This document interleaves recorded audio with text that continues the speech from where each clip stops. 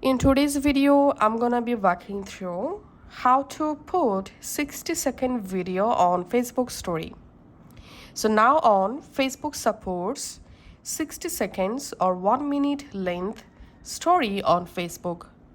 All you have to need, go to your Play Store, search for Facebook. If you see any update available, then first of all, you have to update your Facebook app. Now go to your Facebook, tap on Create Story. And now from your gallery, select the 1 minute or 60-second duration video, or you can just go ahead and capture an instant 60 seconds video.